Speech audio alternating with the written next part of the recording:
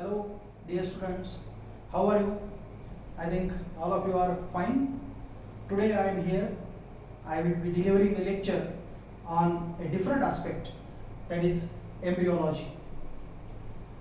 In the syllabus prescribed by Swami Ramananda Tirth Marathwada University, in BSc second year, you are having a paper, plant embryology, and there is one topic that is structure of typical anther, TS of anther, and microsporogenesis, that we will be dealing with today. Friends, all of you are aware about the reproduction in plants. In your earlier classes, you have studied reproduction in flowering plants, and we know that in plants, flowers are the reproductive organs, and these flowers, they are having different whorls. We know that there are two different groups of whorls, or two different types of whorls: accessory whorls and essential whorls. We call calyx and corolla as accessory whorls of flower, and androecium and gynoecium as essential whorls of the flower. Out of which androecium and gynoecium, which we are calling as the essential whorls of flower, because they take part in reproduction by producing gametes. For sexual reproduction, gamete production is very important, and in case of flowering plants, androecium and gynoecium, they act as a reproductive organs. Andro means male and cium means species. So androecium is the male reproductive whorl of a flower, and gynoecium, gyno means female and cium means species, and that's why gynoecium is a female reproductive whorl of a flower. So this already you have studied in your 12th class, that is a structure of a typical flower, and you have studied the different whorls of flower, calyx, corolla, androecium and gynoecium. But now we will study here the points which were not included in your earlier syllabus. So that is the structure of a typical anther, or a structure of a typical stamen, and then TS of anther and microsporogenesis. Friends, as we know that androecium is the male reproductive whorl of a flower, and it is made up of many stamens. Androecium is made up of many stamens, and these stamens, they are having actually different plants, they are having different types of stamens. Their arrangement is different. And here you can see I have drawn a one stamen. This is a typical stamen which is having two different parts. One is filament and the second one is anther. So today we are dealing with the male reproductive part and how the process of microsporogenesis, it takes place inside these anthers, inside these stamens. So first of all, we will see the structure of a typical stamen, then we will discuss transverse section of anther, and then we will discuss the process of microsporogenesis. I hope all of you can see the diagrams which I have already drawn on this board, whiteboard. I hope that you can read also the different names which I have pointed out here on this board. So first of all, we will deal with the structure of a typical stamen. So stamen is a part of androecium, and a typical stamen, it bears two parts. One part is called as filament, which is the stalk of the stamen. This is the filament. It may be long, it may be short, or sometimes in some flowers that filament is also absent. But in general speaking, we call it as each stamen, it bears filament, and this is the upper part, and this we call it as anther. We call it as anther. Each anther has two anther lobes. You can see here, these are the two anther lobes. Here I have given the name anther lobes. So how many anther lobes are here? Here are two anther lobes. This is the filament, and these are the two anther lobes. Together, this structure we call it as anther. Together we call this structure as anther.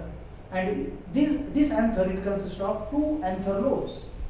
These two anther lobes, they are connected with each other by a connective. They are connected with each other. And that part we call it as connective. So connective, here you can see this part is connective. This connective connects the two anther lobes to each other. So this is the structure of typical stamen. So a typical stamen has filament and anther. Each anther has two anther lobes which are connected with a thick connective. Connective connects two anther lobes to each other. So now we will discuss the internal structure of the anther. Actually, filament is not actually an important part. It only lifts the anther upward and it makes pollination very easy. So as you know that during reproduction, actually pollination is the prerequisite for fertilization, and that's why pollen grains must travel from male reproductive part, that is from anther, to female reproductive part, that is stigma. Stigma is a part of gynoecium, stigma is a part of carpel, so that the filaments make it easy, that pollination, and that's why filaments are also important.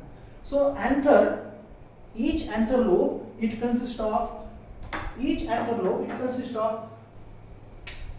pollen sacs. Here I will draw such structures. You can see here. So these are the pollen sacs. So this is the representative I am showing here. So each anther lobe consists of two pollen sacs. We also call it as pollen chambers. And inside that pollen chambers, many microspore mother cells are present. These microspore mother cells, they are diploid. They are also called as pollen mother cells. As they are present inside pollen grain, they are also called as pollen mother cells. You can see here, these are the pollen chambers. Why they are called as pollen chambers? Because pollen grains, they are produced inside that chamber. Therefore, they are called as pollen chambers. Or they are also called as pollen sacs, because that sacs consist of pollen grains. Actually, pollen grains, they are not present initially. Initially, there are pollen mother cells which are diploid. They undergo meiosis and they form haploid pollen grains. We know that meiosis is a reduction division, and that due to meiosis, a single diploid cell is converted into 4 haploid cells. So meiosis will take place here inside the pollen chambers or pollen sacs, and that is responsible for the formation of pollen grains. Now, if we will take a section of this anther and if we will observe it under microscope, then please look here, it will look like this. So this is the TS of anther, transverse section of anther. Whatever you are seeing, this is the internal structure of anther. Just now I told you that there are pollen sacs or pollen chambers inside these anther lobes. You can see here, these are the 4 pollen chambers. You can see here, I have drawn it with the red color. So these red circles which you are looking here, they are pollen chambers. So now I am going to describe the TS of anther. So TS of anther, it shows the outermost layer. And the outermost layer, you can see here, I have drawn it with blue color, and this outermost layer is made up of, actually it is a single layer, so it is made up of a single layer of barrel shaped cells, and this layer is called as epidermis. Epidermis is the outermost layer of anther. So it is single layered. You can see here, I have drawn it with blue color. So this is single layered structure, and this is the outermost layer which we call it as epidermis. It is protective in function. It protects inner part of the anther. After epidermis, you can see here there are parenchymatous cells. They form a mat. So these are all parenchymatous cells which forms a mat inside the anther. They form a cushion-like structure. So all the cells which I have drawn in black color, except this group of cells, these all cells, they are all together. This layer we call it as endothecium, or some people also pronounce it as endothecum, but that is called as endothecium. So epidermis is followed by endothecium. The cells of endothecium, they are parenchymatous. And what is the characteristic feature of these cells? These cells are hygroscopic in nature. What is the meaning of hygroscopic? Hygroscopic, that means these cells, they lose water from their walls when anther matures. What is the meaning of anther matures? When pollen grains are formed inside anther, then we may say that anther matures. So when pollen grains, they are produced inside anther, what happens? The cells of endothecium, they lose their water and they become dry.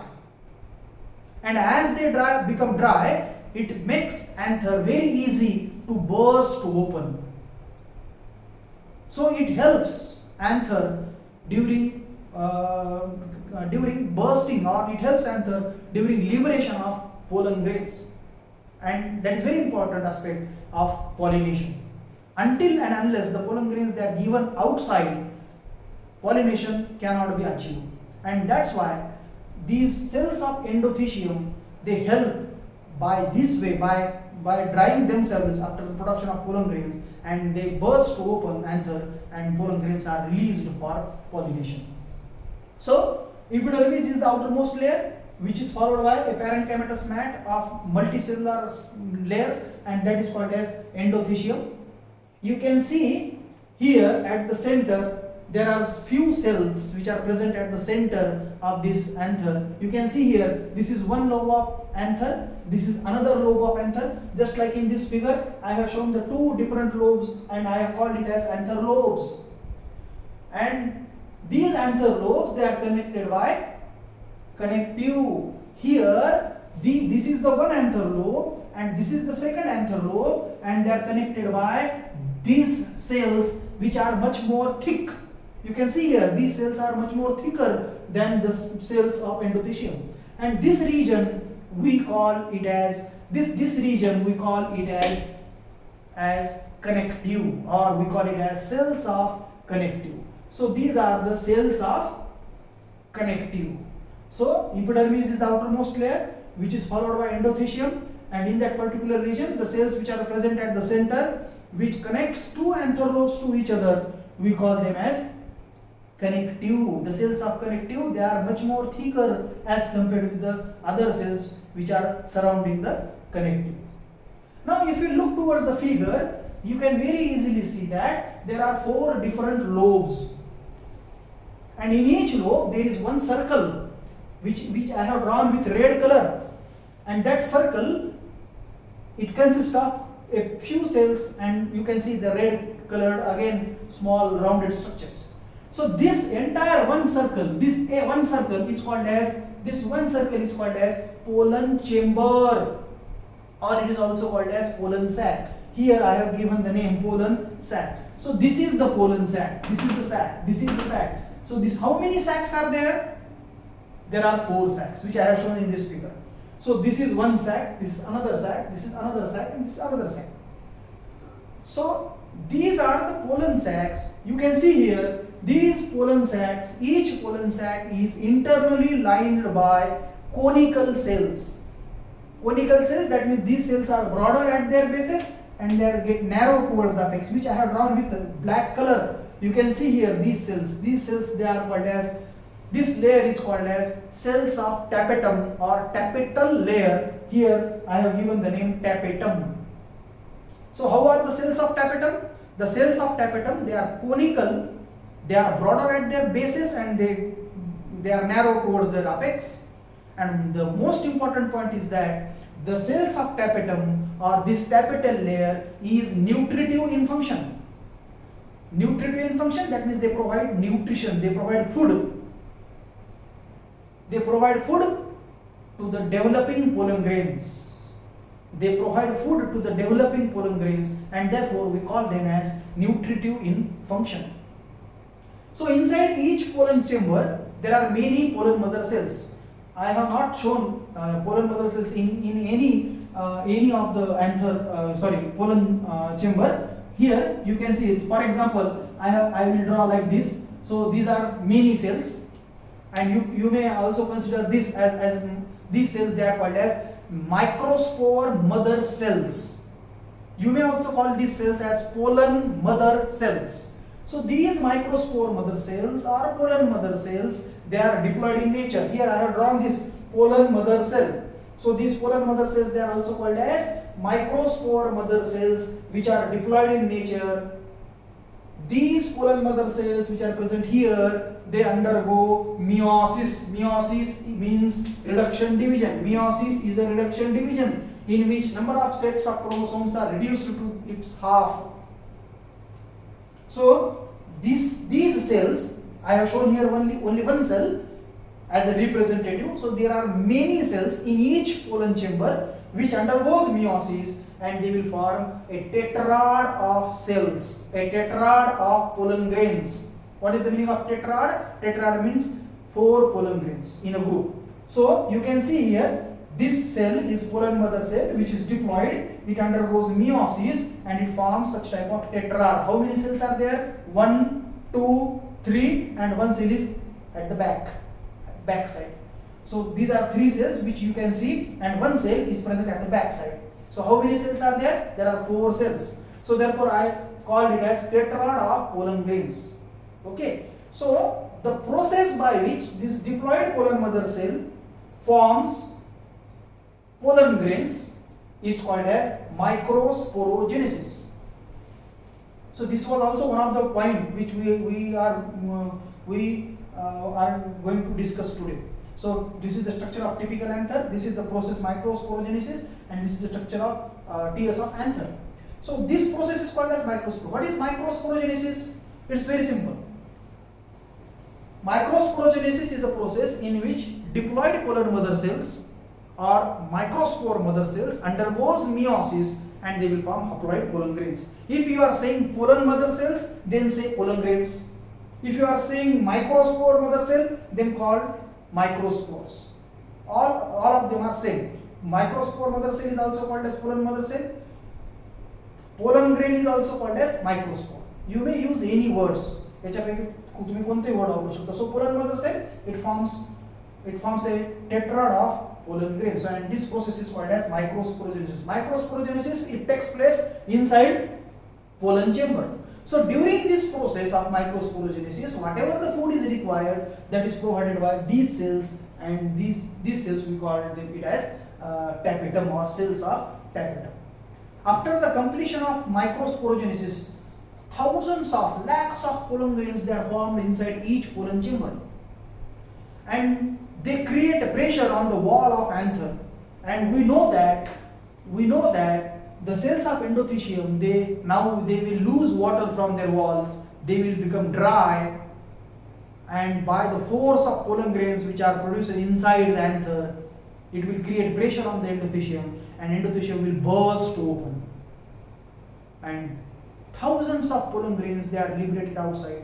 They are carried with the help of wind, they are carried with the help of insect or by any agent, and they get deposited on the receptive stigma of the plant, of the another plant or the same plant, and we call that process as pollination. So this is the structure of TS of anther. So what we learned today? We learned structure of a typical stamen, microsporogenesis, and TS of anther. So I think you might like this video, you might understand this topic, and in the next video I will talk about the different topic which is related with BSc second year, especially I am concerned with the Swami Ramananda Tirtha Maratha University, and that's why I will be speaking, I will be taking the lectures specially first on these topics, and then later on I will also share some of the videos which are of common interest.